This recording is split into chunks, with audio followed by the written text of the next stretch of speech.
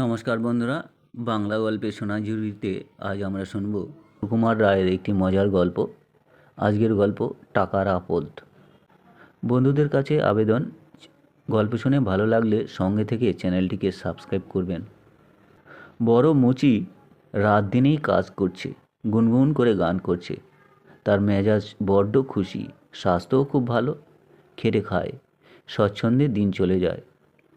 কিন্তু বাড়ির ধারে এক ধনী বেনে থাকে। বিস্তর তার টাকা, মস্ত বাড়ি, অনেক চাকর বাকর। মনে কিন্তু তার সুখ নেই, স্বাস্থ্যও ভালো নয়। মুচির বাড়ির সামনে দিয়ে সে রোজ যাতায়াত করে আর ভাবে, এ লোকটা এত গরিব হয়েও রাত দিন আনন্দে গান করছে, আর আমার এত টাকা কড়ি, আমার এতটুকু আনন্দ নেই, সুখ নেই। গাওয়া তো দূরের কথা, ইচ্ছে হলে টাকা দিয়ে রাজ্যের বড় বড় ওস্তাদ আনিয়ে বাড়িতে গান গাওয়াতে পারি, নিজেও গাইতে পারি। কিন্তু সে ইচ্ছে হয় কই? শেষটায় একদিন মনে মনে সে ঠিক করলো যে এবার যখন মুচির বাড়ির সামনে দিয়ে যাব, তখন তার সঙ্গে এ বিষয়ে কথাবার্তা বলবো। পরদিন সকালেই সে গিয়ে মুচিকে জিজ্ঞাসা করলো, কি হে মুচি ভায়া, বড় যে ফুর্তিতে গান করছো, বছরে কত রোজগার করো তুমি?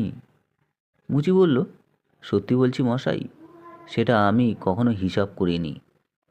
আমার কাজের কোনো দিন অভাব হয়নি, খাবারও বেশ চলে যাচ্ছে, কাজেই টাকার কোনো হিসাব রাখবার কোনো দরকারই নেই, কোনো দিনই ছিল না। বেনে বলল, আচ্ছা, প্রতিদিন কত কাজ করতে পারো তুমি? মুচি বলল, তারও কিছু ঠিক নেই, কখনো বেশি, কখনো কম। মুচির সাদাসিধে কথাবার্তা বেনে বেশ খুশি হলো। তারপর একটা টাকার থলে নিয়ে সে মুচিকে বলল, এই নাও হে, তোমাকে 100 টাকা দিলাম, এটা রেখে দাও, বিপদ আপদ অসুখ বিসুখের সময় কাজে লাগবে।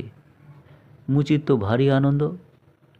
সে সেই টাকার থলেটা নিয়ে মাটির তলায় লুকিয়ে রেখে দিল।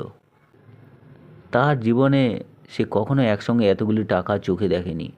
কিন্তু আস্তে আস্তে তার ভাবনা আরম্ভ হলো।